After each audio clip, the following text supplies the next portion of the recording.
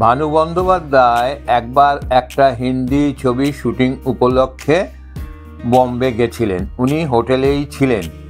তো ওই ছবির শুটিংয়ের সময় শচীন কর্তা অর্থাৎ শচীন দেব বর্মন এবং ওই ছবির নায়ক অশোক কুমার তাকে নেমন্তন্ন করেছিলেন তাদের বাড়িতে খাওয়ার জন্যে।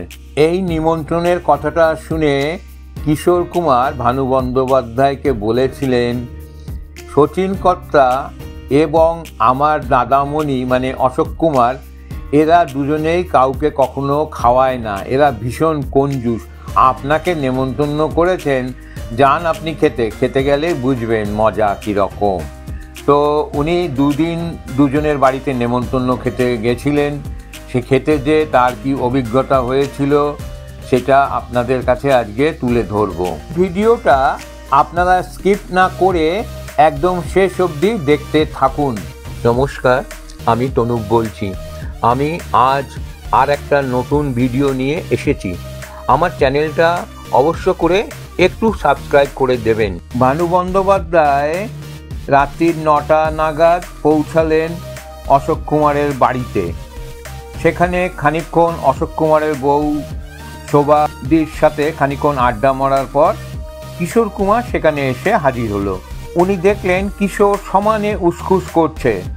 তখন অশোক কুমারের বউ শোভা বললেন, ভালোই হয়েছে, তুইও ভানুর সঙ্গে খেয়ে যাবার পথে ওকে হোটেলে পৌঁছে দিস, আমি দেখি আমার রান্নার কতদূর কি হলো। এরপর অশোক কুমারের বউ রান্নাঘর যাওয়া মাত্রই কিশোর এসে বলে, শিগগিরই পালিয়ে চলুন। ভানু বন্দ্যোপাধ্যায় অবাক হয়ে বললেন, কেন? কিশোর কুমার বলে, মশাই 7 দিনের বাসি মাছ খাওয়াবে বৌদি। তখনকার দিনে কলকাতায় যারা থাকতো তারা রোজই টাটকা মাছ খেত। ফ্রিজে 7 দিন ধরে রেখে খাওয়ার রেওয়াজ ছিল না। শেষ অবধি অবশ্য কিশোর কুমারের কথা মেলেনি, 7 দিনের বাসি মাছই উনি খেলেন। ওনার কাছে তেমন ব্যাপারটা খারাপ লাগেনি। এইবার দ্বিতীয় গল্পটা বলছি, সেটা হয়েছিল শচীন কর্তার বাড়িতে। সেটা আবার আপনারা মন দিয়ে শুনুন। ভানু বন্দ্যোপাধ্যায় শচীন কর্তা অর্থাৎ শচীন দেবের খুব বড় ভক্ত ছিলেন। বম্বে যে সেই শচীন কর্তার বাড়িতেই উনি নেমন্তন্ন পেলেন। এটা ওনার কাছে পরম পাওয়া, কারণ শচীন কর্তা ছিলেন ওনার কাছে আইডল।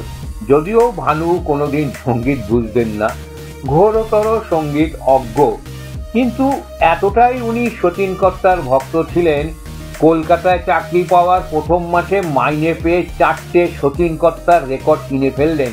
ভানুর নিজের গ্রামোফোন ছিল না, কিন্তু তাতে কি, দিদির তো ছিল, ওর গ্রামোফোনেই উনি শুনতেন। এছাড়া ইস্ট বেঙ্গলের খেলা থাকলে রোজই শচীন কর্তার সঙ্গে দেখা হতো এবং কথাবার্তা হতো।